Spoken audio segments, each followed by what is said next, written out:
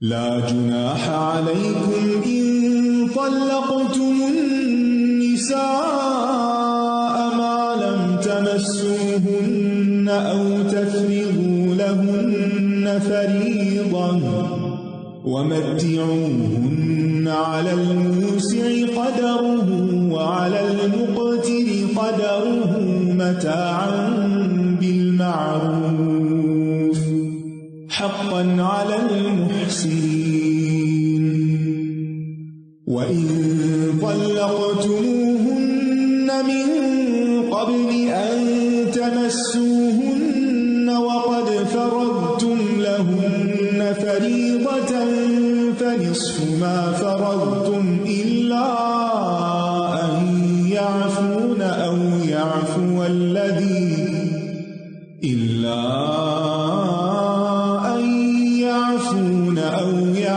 الذي بيده عقدة النكاح وأن تعفوا أقرب للتقوى ولا تنسوا الفضل بينكم إن الله بما تعملون بصير حافظوا على الصلوات والصلاة الوسطى وقوموا لله قانتين فإن خفتم فرجالا أو ركبانا فإذا أمنتم فاذكروا الله كما علمكم ما لم تكونوا تعلمون والذين يتوفون منكم ويذرون أزواجا وصية لأزواجهم متاعا إلى الحول غير إخراج فإن خرجن فلا جناح عليكم فيما فعلن في أنفسهن من معروف والله عزيز حكيم وللمطلقات متاع بالمعروف حقا على المتقين كذلك يبين الله لكم آياته لعلكم تعقلون. تم پر کوئی گناہ نہیں اگر تم ان عورتوں کو طلاق دے دو جنہیں تم نے ہاتھ نہیں لگایا، یعنی ان کی ابھی رخصتی ہی نہیں ہوئی تھی کہ نکاح کے بعد طلاق ہو گئی، تو اس طلاق میں کوئی گناہ کی بات نہیں. اگر ضرورت ہے ایسی طلاق کی تو دی جا سکتی ہے. یا جن کے مہر تم نے مقرر نہیں کیے اور انہیں کچھ نہ کچھ فائدہ پہنچاؤ، کیونکہ ان کا نام تمہارے نام کے ساتھ آ گیا تھا. وسعت والا اپنی وسعت کے مطابق اور تنگ دست اپنی حیثیت کے مطابق دے، یعنی کوئی اماؤنٹ مقرر نہیں کی گئی، لیکن ہر ایک کو اللہ کے تقوی کے ساتھ فیصلہ کرنے کا حکم ہے کہ وہ اپنی حیثیت کے مطابق دے. بھلے طریقے سے فائدہ پہنچانا ہے. متاعا بالمعروف، نیکی کرنے والوں پر یہ لازمی حق ہے. سبحان اللہ، ہمارا دین کتنا خوبصورت دین ہے، کس طرح لوگوں کے جذبات کی رعایت کرتا ہے کہ اگر ایک رشتہ جوڑنے کے بعد توڑنے کا موقع آ گیا ہے تو بہرحال کچھ نہ کچھ نقصان عورت کو ہوتا ہی ہے. اس نقصان کی تلافی ضروری ہے حسب قدرت کسی تحفے کی شکل میں، اس کو کچھ نہ کچھ دینے کی صورت میں. یعنی دینے والے بنو، بانٹنے والے بنو، ہر موقع پر فائدہ پہنچانے والے بنو. یہی خوشی کا راز ہے. خوشی لینے میں نہیں ہوتی، خوشی دینے میں ہوتی ہے. دلوں کی تنگی میں کوئی خوشی نہیں، بخل میں کوئی خوشی نہیں، دلوں کی فراخی میں، دلوں کی وسعت میں خوشی ہوتی ہے. اور اگر تم ان منکوحہ عورتوں کو ہاتھ لگانے سے پہلے طلاق دے دو جبکہ تم نے ان کے لیے مہر بھی مقرر کر دیا ہو تو مقررہ مہر کا آدھا ادا کرنا ہوگا. اگر مقرر نہیں ہوا تو اور صورت ہے، مقرر ہو گیا تو آدھا. مگر یہ کہ وہ عورتیں مہر معاف کر دیں یا وہ شخص معاف کر دے جس کے ہاتھ میں نکاح کی گرہ ہے. اور یہ کہ تم معاف کر دو تو یہ تقوی کے زیادہ قریب ہے. اور تم آپس میں احسان کرنا نہ بھولو، یعنی دونوں فریق ایک دوسرے کے ساتھ اس کے حق سے زیادہ دینے والے ہوں.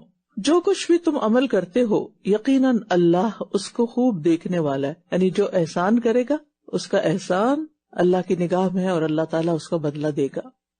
یہ زندگی میں ایک اصول بنا لینا چاہیے کہ انسان ہمیشہ دوسرے کو اس کے حق سے زیادہ دینے کی کوشش کرے. ایسا شخص کبھی خیر سے محروم رہ ہی نہیں سکتا، اس پر اللہ کا فضل اور رحمت ہوتی ہے.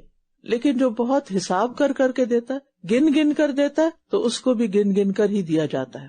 نبی صلی اللہ علیہ وسلم نے حضرت اسماء رضی اللہ تعالیٰ عنہ سے فرمایا تھا، لا تو کی فیو کا علیہ کی. وکا کہتے ہیں اس تھیلی کی رسی کو یا اوپر جو ڈوری ہوتی ہے. پہلے زمانے میں پرس اور بیگز اور یہ چیزیں تو نہیں ہوتی تھی، تو لوگ چھوٹی چھوٹی گتھیاں سی بنا لیتے تھے اور ان کے اندر چیزیں رکھ کے اوپر سے پھر دھاگے سے اس کو گرا لگا دیتے تھے، تو اس کو وکا کہتے ہیں. اسی طرح جیسے پانی کی مشق ہوتی ہے اس کے اوپر بھی وکا ہوتا ہے، ڈھکن. تو فرمایا لا تو کی فیو کا علیہ کی، اس کو بند کر کے مت رکھو ورنہ تمہارے اوپر بھی بند کر دیا جائے گا. یعنی اگر تم دینا بند کرو گے تو پیچھے سے تمہارا بھی بند ہوگا، اور اگر تم دیتے جاؤ گے تو پیچھے سے اور آتا جائے گا. اور آپ دیکھیے کہ ایک گندم کا دانہ مثال کے طور پر آپ اگر اس کو اپنے گھر میں ایسے ہی بیکار رکھ چھوڑتے ہیں تو اس سے کچھ بھی نہیں بنتا، لیکن اگر آپ اس کو زمین میں دبا دیتے ہیں ایک سیڈ کو تو اس سے کیا کچھ نکل آتا ہے، وہ 700 دانے بن جاتے ہیں، وہ ایک بہت بڑا پودا بن جاتا ہے. کیونکہ پھل پھول آ نہیں سکتے جب تک آپ وہ پہلا سیڈ زمین میں نہیں ڈالتے، اس کو گم نہیں کر دیتے، اس کو اندھیرے میں نہیں ڈال دیتے، اس کو اپنے سے الگ نہیں کرتے. اگر آپ یہ کہیں کہ مجھے یہ بڑا عزیز ہے، یہ بڑا خوبصورت ہے، اس کو تو میں اپنے ساتھ ہی رکھوں، تو آپ خوبصورت پھول نہیں دیکھ سکیں گے، پھل نہیں دیکھ سکیں گے. اسی طرح اگر آپ مال کو، اپنے علم کو، اپنے رزق کو، اپنی صلاحیتوں کو صرف اپنے تک ہی رکھیں گے تو وہ پھلے پھولیں گی نہیں، ان سے پھل پھول نہیں آئیں گے، پھر وہ آپ خوشیاں نہیں دیکھیں گے، وہ نظارہ نہیں دیکھیں گے. اگر کوئی یہ کہے کہ مجھے اپنے بچے بہت پیارے ہیں، میں ان کو اپنے سے جدا نہیں کر سکتی، میں اپنے بیٹے کی شادی کیوں نہیں کر رہی، کیونکہ وہ مجھے بہت پیارا ہے، مجھے یہ برداشت نہیں ہوتا کہ وہ مجھ سے الگ ہو، تو پھر کیا ہوگا؟ آپ اس کے بچے جو آپ کے لیے اپنے بچے سے بھی زیادہ خوشی کا باعث ہوں گے وہ نہیں دیکھ سکیں گے. تو اللہ تعالیٰ نے اس کائنات کا ایک اصول بنایا، فطرت کا ایک اصول ہے کہ دینے والے کو ملتا ہے، لہٰذا دینے والے بنے، چاہے ایک اسمائل ہی کیوں نہ دیں، چاہے ایک سلام ہی کسی کو کیوں نہ کریں، چاہے کسی کو راستہ ہی کیوں نہ دے دیں، کچھ بھی دیں گے، چھوٹا دیں گے، تھوڑا دیں گے، بڑا دیں گے، واپس آپ ہی کی طرف لوٹ کر آئے گا، وہ کہیں نہیں جانے والا. جو آج آپ نے اللہ کی خاطر دیا وہ اللہ کو دے دیا، اور اللہ تعالیٰ اس کو ایسے بڑھائے گا کہ آپ سوچ بھی نہیں سکتے. لہٰذا لوگوں کے ساتھ احسان اور فضل کا معاملہ کریں، اور آیت کے اس حصے کو یاد رکھیں، وَلَا تَنْسَوُا الْفَضْلَ بَيْنَكُمْ، اور آپس میں ایک دوسرے کے ساتھ فضل کرنا، احسان کرنا مت بھولیں، کیونکہ اصل اختلاف شروع بھی یہیں سے ہوتا ہے. گھروں میں لڑائیاں عموماً فائنینشیل میٹرز پر ہوتی ہیں، شوہر چاہتا ہے بیوی خرچ کرے، بیوی چاہتی ہے شوہر خرچ کرے، اب اسی پہ اختلاف، جھگڑا، اور وہ کہیں سے کہیں سکون برباد کر کے رکھ دیتا ہے. لیکن اگر دونوں ہی ایک دوسرے کے اوپر احسان کرتے رہے دونوں طرف سے، یہ نہیں کہ صرف بیوی کرتی رہے، یہ صرف شوہر کرتا رہے، دونوں ایک دوسرے پر، ضروری نہیں کہ صرف مالی معاملات میں، کسی بھی معاملے میں اگر ہم صرف ضد لگا کے بیٹھ جائیں گے، میں بیمار تھی اس نے میرا حال نہیں پوچھا، وہ بیمار ہے تو میں بھی نہیں پوچھوں گی، مجھے درد تھی اس نے مجھے نہیں دبایا، اب اسے درد ہے تو میں بھی نہیں دباؤں، اس کو مزہ تو چکاؤ، اس کو پتا تو چلے. ایسے گھر نہیں بنتے، ایسے خوشی نہیں آتی. جو آپ کو نہ دے اس کو دے کر تو دیکھیں، ہے مشکل، لیکن جو خوشی وہاں سے ملے گی وہ کہیں اور سے نہیں ملے گی. تو انسان دراصل جب دوسرے پر فضل فرماتا ہے تو دراصل اپنا بھلا کر رہا ہوتا ہے. پھر فرمایا سب نمازوں کی حفاظت کرو اور خصوصاً درمیانی نماز کی، اور اللہ کے لیے فرما بردار بن کر کھڑے ہو جاؤ. نکاح اور طلاق کے احکامات چل رہے تھے کہ بیچ میں نماز کا ذکر آ گیا. کیوں؟ تاکہ دنیا کے معاملات میں غرق ہو کر عبادت کو نہ بھولیں. یاد رکھیے، خاندان کے امن، سکون، گھر کی خیر و برکت، راحت، سکینت کا راز بر وقت نمازوں کی ادائیگی میں ہے، نمازوں کی پابندی میں ہے. جس گھر میں سب نمازی ہوتے ہیں وہاں خیر و برکت نازل ہوتی ہے، جس گھر میں ایک بھی بے نماز ہوتا ہے اس گھر میں برکت نہیں ہوتی، اس گھر میں کہیں نہ کہیں نحوست ہوتی ہے، کیونکہ اللہ کی نافرمانی سے خیر و برکت نہیں آتی، سکون نہیں آتا، راحت نہیں ملتی.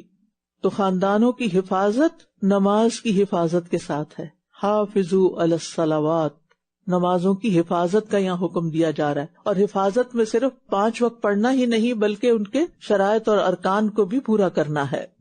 تو خاندان کے امن و سکون اور خوش نصیبی کے انتہائی اہم اسباب میں سے ایک سبب حافظوا علی الصلوات ہے، اور خاص طور پر درمیانی نماز جو عصر کی نماز ہے۔ رسول اللہ صلی اللہ علیہ وسلم نے فرمایا، جس شخص سے نماز عصر فوت ہو گئی، یعنی جو نماز عصر نہیں پڑھتا، گویا اس کا سب گھر بار اور مال اسباب لٹ گئے، سب کچھ برباد ہو گیا، اتنا بڑا نقصان۔ تو پھر آپ دیکھیے کہ گھروں کے اندر خوشحالی کہاں سے آ سکتی ہے، وہ پھل پھول کہاں سے سکتے ہیں، ان کے اندر خیر و برکت کہاں سے آئے گی جب نمازیں ہی نہیں۔ پھر فرمایا، پھر اگر تمہیں دشمن کا خوف ہو تو پیدل یا سواری پر نماز پڑھ لو، نماز نہیں چھوڑنی، پیدل چلتے چلتے واکنگ، چلتے بھی جاؤ اور نماز بھی ساتھ ساتھ پڑھتے جاؤ۔ عام طور پر کیا ہے، نماز میں سکون سے کھڑے ہونا کہ حرکت نہیں کرنی، لیکن خوف کی حالت میں چلتے ہوئے بھی پڑھ سکتے ہیں، سواری پہ ہے تو اس پہ بھی پڑھ سکتے ہیں۔ پھر جب تم امن کی حالت میں آ جاؤ تو اللہ کو اس طرح یاد کرو جیسے اس نے تمہیں سکھایا ہے، جو اللہ کو پسند ہے طریقہ، اس کے مطابق اس کا ذکر کرو۔ تو اللہ کو اس طرح یاد کرو جیسے اس نے تمہیں سکھایا ہے جو تم نہیں جانتے تھے۔ تو گویا یہاں مزید تاکید کر دی گئی اس بات کی کہ کسی حال میں بھی نماز نہیں چھوڑنی۔ جو نماز خوف میں، سفر میں، تکلیف میں، بیماری میں نہیں چھوڑی جا سکتی، وہ گھروں میں آرام سے رہتے ہوئے کیسے چھوڑ سکتے ہیں؟ اور تم میں سے جو لوگ وفات پا جائیں اور بیویاں چھوڑ جائیں، وہ اپنی بیویوں کے لیے 1 سال تک بغیر گھر سے نکالے فائدہ پہنچانے کی وصیت کر جائیں۔ یہ اس وقت کا حکم ہے جب ابھی عدت کا حکم نہیں آیا تھا 4 ماہ 10 دن کی۔ ہاں، اگر وہ خود نکل جائیں تو تم پر کوئی گناہ نہیں، جو بھی وہ اپنی ذات کے بارے میں بھلے طریقے سے فیصلہ کریں، اور اللہ بہت زبردست خوب حکمت والا ہے۔ اور طلاق یافتہ عورتوں کو بھلے طریقے سے کچھ فائدہ، یعنی جس کو متع طلاق کہتے ہیں، وہ پہنچانا لازم ہے۔ متقی لوگوں پر یہ حق ہے، متقی لوگوں پر حق ہے کہ وہ کیا کریں، یعنی جب عورت کو طلاق دے کے رخصت کر رہے ہوں تو ایسے رخصت کریں جیسے مہمان کو رخصت کیا جاتا ہے۔ کیسے کرتے ہیں مہمان کو رخصت؟ کچھ دے دلا کر، کچھ تحفہ دے کر، اچھی ٹرمز پر اینڈ کریں۔ کتنا خوبصورت ہے یہ دین۔ اختلاف اپنی جگہ، نبھا نہیں ہوتا کوئی بات نہیں، اکٹھے نہیں رہ سکتے، سفر اکٹھے نہیں ہو سکتا، سواری کو اترنا ہے اتر جائے، لیکن اچھے سے رخصت کرو۔ اور یہاں پر آپ دیکھیے کہ یہ حق ہے متقیوں پر، یہ ہمارے دین کا ایک اہم پہلو ظاہر کرتا ہے۔ یعنی باہمی معاملات میں، شادی اور نکاح اور طلاق اور ان چیزوں میں کچھ وہ حقوق ہوتے ہیں جن کو قانون متعین کرتا ہے، شریعت نے متعین کر دیا، لیکن ایک انسان پر دوسرے کے حقوق کی حدیں یہی ختم نہیں ہوتی، پھر بھی کچھ حق باقی رہتے ہیں۔ یعنی ایک تو وہ حقوق ہے نا جو فرض کے درجے میں آپ کو ادا کرنے ہیں، اور کچھ حقوق اس کے علاوہ بھی ہیں، اور یہ وہ حقوق ہیں جن کو انسان کا تقوی والا دل محسوس کرتا ہے کہ مجھے ایسا کرنا چاہیے۔ ایک ہوتا نا جیسے کسی نے آپ سے قرض لیا، اب اس نے واپس کیا، اب اس نے جب واپس کیا یا وہ وقت پر واپس نہیں کر سکا، لکھا ہوا تھا اس تاریخ کو دے دے گا، نہیں دے سکا، تو کیا ہے تھوڑی سی مہلت اور دے دے۔ قانونی طور پر آپ اس کے خلاف مقدمہ کر سکتے ہیں، لیکن اخلاقی طور پر، تقویٰ کے تقاضا کے طور پر کیا مہلت دے دیں۔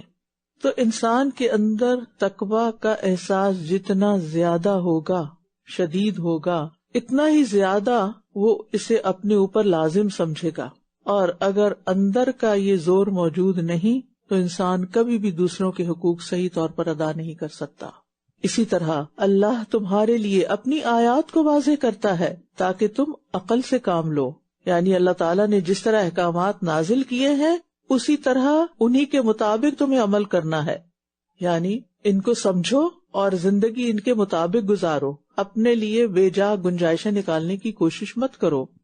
أَلَمْ تَرَ إِلَى الَّذِينَ خَرَجُوا مِن دِيَارِهِمْ وَهُمْ أُلُوفٌ حَذَرَ الْمَوْتِ فَقَالَ لَهُمُ اللَّهُ مُوتُوا ثُمَّ أَحْيَاهُمْ إِنَّ اللَّهَ لَذُو فَضْلٍ عَلَى النَّاسِ وَلَكِنَّ أَكْثَرَ النَّاسِ لَا يَشْكُرُونَ وَقَاتِلُوا فِي سَبِيلِ اللَّهِ وَاعْلَمُوا أَنَّ اللَّهَ سَمِيعٌ عَلِيمٌ مَنْ ذَا الَّذِي يضاعفه له أضعافا كثيرة والله يقبض ويبسط وإليه ترجعون ألم تر إلى الملأ من بني إسرائيل من بعد موسى إذ قالوا لنبي له ابعث لنا ملكا نقاتل في سبيل الله قال هل عسيتم إن كتب عليكم القتال ألا تقاتلوا قالوا وما لنا ألا نقاتل في سبيل الله وقد أخرجنا من ديارنا وأبنائنا فلما كتب عليهم القتال تولوا إلا قليلا منهم والله عليم بالظالمين وقال لهم نبيهم إن الله قد بعث لكم طالوت ملكا قالوا أنى يكون له الملك علينا ونحن أحق بالملك منه ولم يؤت سعة من المال قال إن الله اصطفاه عليكم وزاده بسطة في العلم والجسم والله يؤتي ملكه من يشاء والله واسع عليم وقال لهم نبيهم إن آية ملكه أن يأتيكم التابوت فيه سكينة من ربكم وبقية مما ترك آل موسى وآل هارون تحمله الملائكة إن في ذلك لآية لكم إن كنتم مؤمنين کیا آپ نے ان لوگوں کے حال پر غور نہیں کیا جو ہزاروں میں تھے؟ وہ موت سے بچنے کے لیے اپنے گھروں سے نکل پڑے تو اللہ نے ان سے فرمایا مر جاؤ، تو وہ مر گئے۔ پھر اس نے انہیں زندہ کر دیا۔ بے شک اللہ لوگوں پر بہت فضل فرمانے والا ہے، لیکن اکثر لوگ شکر ادا نہیں کرتے۔ یہاں پر ایک خاص واقعے کی طرف غور و فکر کرنے کا حکم دیا جا رہا ہے۔ الم ترى، کیا تم نے غور نہیں کیا؟ کیا کبھی تم نے سوچا ان کے بارے میں؟ کون تھے وہ جو اپنے گھروں سے نکل گئے تھے؟ کس لیے؟ موت سے بچنے کے لیے۔ لیکن موت تو پھر بھی پیچھے آ گئی۔ تو اس سے کیا پتہ چلتا ہے کہ تقدیر نہیں ٹلتی۔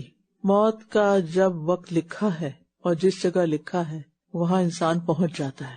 لہٰذا سبق کیا ہے ہم سب کے لیے کہ اگر کسی کی موت کسی خاص عمر میں، کسی خاص وقت، کسی خاص جگہ پر آ جائے تو اس کو اللہ کا لکھا تسلیم کر کے قبول کر لیں، اس پہ راضی ہو جائے، اعتراض نہ کریں۔ اگر یہ ایسا نہ کرتا تو یہ فوت نہ ہوتا، اگر وہاں نہ جاتا تو یہ نہ مرتا۔ یہ سب ہماری باتیں ہیں، ہمارے خیالات ہیں۔ جب کوئی فوت ہو جائے تو سوچیں کہ اس نے ایسے ہی فوت ہونا تھا اور اس کا ایسا ہی لکھا تھا اور یہ اللہ کا فیصلہ ہے اور اسی میں کوئی خیر ہوگی۔ یعنی اسباب تو اختیار کرے انسان، لیکن تقدیر کو بھی تسلیم کرے۔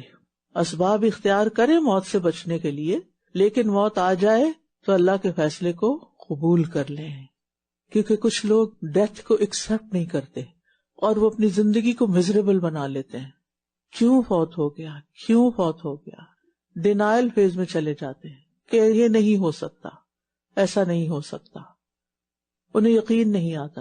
ٹھیک ہے، کچھ موتیں اچانک ہوتی ہیں، یقین نہیں آتا، لیکن پھر اپنے آپ کو یقین دلانا بھی چاہیے۔ اور اللہ کے راستے میں جنگ کرو اور جان لو کہ اللہ خوب سننے والا، خوب جاننے والا ہے۔ کون ہے وہ جو اللہ کو قرض حسنہ دے تاکہ وہ اسے اس کے لیے کئی گنا زیادہ بڑھا دے، اور اللہ ہی تنگی پیدا کرتا ہے اور وہی کشادگی کرتا ہے، اور اسی کی طرف تم لوٹائے جاؤ گے۔ قرض حسنہ سے مراد خالص اللہ تعالی کی رضا اور ثواب حاصل کرنے کے لیے مال خرچ کرنا ہے، اس میں کسی قسم کی ریاکاری اور کسی پر احسان جتانے کی نیت نہ ہو۔ سبحان اللہ، اللہ کا کرم دیکھیں، خود ہی بندوں کو عطا کیا اور خود ہی بندوں سے مانگ رہا ہے اور اسے اپنے ذمے قرض قرار دے رہا، جبکہ وہ سارے خزانوں کا خود مالک ہے۔ یہ صرف ہمیں آنر دینے کے لیے کہ یہ اتنا بڑا کام ہے، جب تم اللہ کے راستے میں خرچ کرو گے تو اللہ سے سودا کرو گے، لہٰذا خوشی کے ساتھ یہ سودا کرو، اور یہ بھی یاد رکھو کہ اللہ کی راہ میں خرچ کرنے سے کمی نہیں ہوگی۔ فَيُضَاعِفَهُ لَهُ أَضْعَافًا كَثِيرًا، وہ اسے کئی گنا زیادہ بڑھا دے گا۔ ایک بیج 700 دانے لاتا ہے۔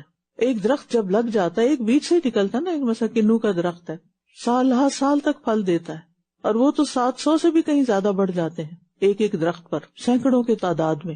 تو آغاز کہاں سے ہو؟ چھوٹی سی ایفرٹ سے۔ تو اسی طرح انسان جب اخلاص کے ساتھ اللہ کے راستے میں اچھی چیز دیتا ہے، کیونکہ کنو کے درخت کے لیے کنو کا بیج ہی چاہیے، ٹھیک ہے نا؟ تو اللہ کے راستے میں جس چیز کا آپ چاہتے ہیں کہ زیادہ سے زیادہ فائدہ ہو، پھر اسی اعتبار سے اچھی چیز خرچ کریں، تو اللہ سبحانہ وتعالی دنیا میں بھی دیتا ہے اور آخرت میں تو حیران کن اضافہ ہوگا جس کا انسان سوچ بھی نہیں سکتا۔ پھر یہاں پر کچھ اور واقعات کا ذکر ہے۔ کیا آپ نے موسیٰ کے بعد بنی اسرائیل کے سرداروں کے حال پر غور نہیں کیا؟ یعنی موسیٰ علیہ السلام دنیا سے چلے گئے اور باقی ان کے پیچھے جو قوم رہ گئی ان کے کچھ لیڈر تھے۔ حضرت موسیٰ نے خود بھی اپنے دور میں ان کے نقیب مقرر کیے تھے، ان کے سردار مقرر کیے تھے ان 12 قبائل کے۔ جب انہوں نے اپنے نبی سے کہا کہ آپ ہمارے لیے ایک بادشاہ مقرر کر دیں تاکہ اس کی قیادت میں ہم اللہ کے راستے میں لڑیں، اس نے کہا ممکن ہے کہ اگر تم پر جنگ کرنا فرض کر دیا جائے تو تم نہ لڑو۔ انہوں نے کہا اور ہمیں کیا ہے کہ ہم اللہ کے راستے میں نہ لڑیں جبکہ ہم اپنے گھروں اور بیٹوں سے نکال دیے گئے ہیں۔ پھر جب ان پر جنگ کرنا فرض کر دیا گیا تو ان میں سے چند ایک کے سوا سب منہ موڑ گئے، اور اللہ ان ظالموں کو خوب جانتا ہے۔ تو یہاں پر موسیٰ علیہ السلام کے بعد بنی اسرائیل میں مشکل حالات آئے تو انہوں نے کیا فیصلہ کیا کہ کیوں نہ ہم سب مل جل کر اپنے لیے ایک زمین جو دشمنوں کے قبضے میں ہے ان کو نکال کر آزادی حاصل کریں۔ تو اس کے لیے انہوں نے لیڈر کی فرمائش کی کہ کوئی لیڈر ہونا چاہیے۔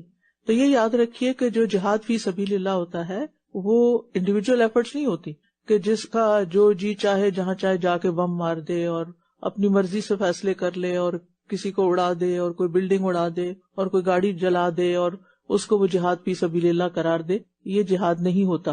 جہاد کے لیے کیا ہے کہ پہلے کوئی امیر ہو اور پھر اس کے بعد اس کا پورا مقصد اس کے سامنے واضح ہو اور اس کی پلاننگ ہو، اور اس کے بعد۔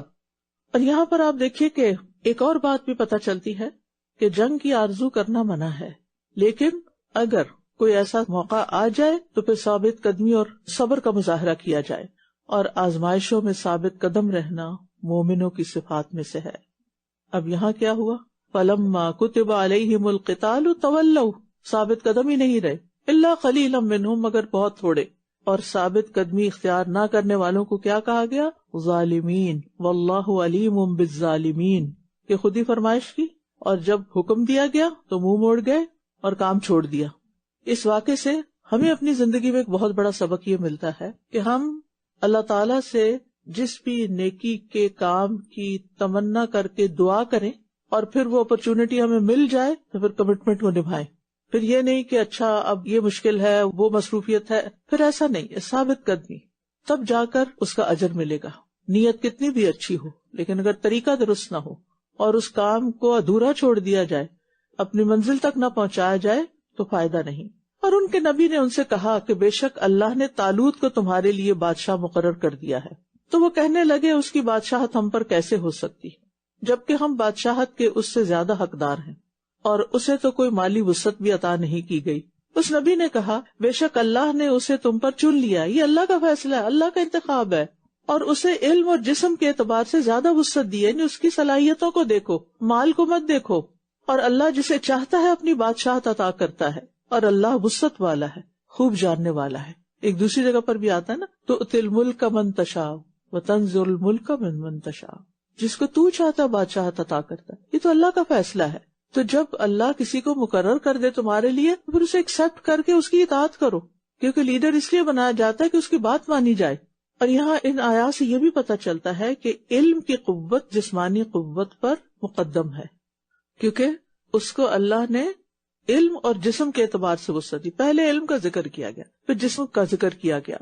یعنی انسان کو اگر جسمانی قوت نہیں بھی ملی تو بھی وہ علم کی بنا پر قوی ہو سکتا ہے اگر وہ اس میں محنت کرتا ہے.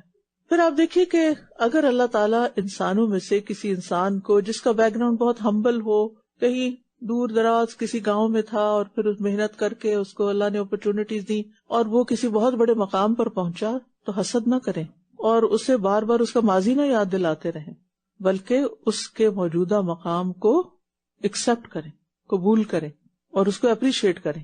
آپ دیکھیں کہ ایک شخص جو بہت اسٹرگل کر کے کسی مقام پہ پہنچتا ہے اور اس کو بار بار یہ کہنا ہم جانتے ہیں تم کہاں سے ہو، تم کون ہو، تو یہ کتنی زیادتی کی بات ہے.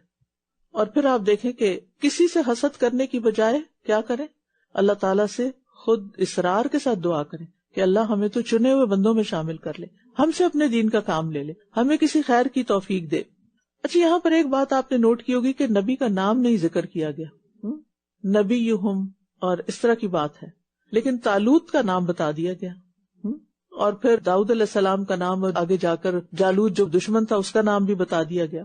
تو اس میں کوئی حکمت ہے، کیونکہ نبی کوئی بھی ہو، اس کا نام معلوم ہو یا نہ ہو، اس پر ایمان لانا ضروری ہے، اور اس دور کے لوگوں کے لیے اس کی بات ماننا ضروری ہے. اس کا نام اتنا امپورٹنٹ نہیں ہوتا جتنا اس کا عہدہ، منصب جو اللہ نے اس کو نبوت کا دیا. ٹھیک ہے. اچھا، اس کو اس طرح سمجھیے کہ جیسے آپ نے دیکھا ہوگا کہ جب کوئی شخص مثلاً ڈاکٹر بن جاتا ہے تو عام طور پر لوگ کیا کہتے ہیں، اس کا نام لیتے ہیں یا ڈاکٹر صاحب کہتے ہیں؟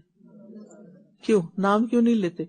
کہ اس نے اچیو کیا ہے جو کچھ، یا جو اس کی قابلیت ہے یا اس کی جو پہچان ہے، اب وہ نام سے زیادہ اس کے ٹائٹل کے ساتھ ہے. ٹھیک ہے نا.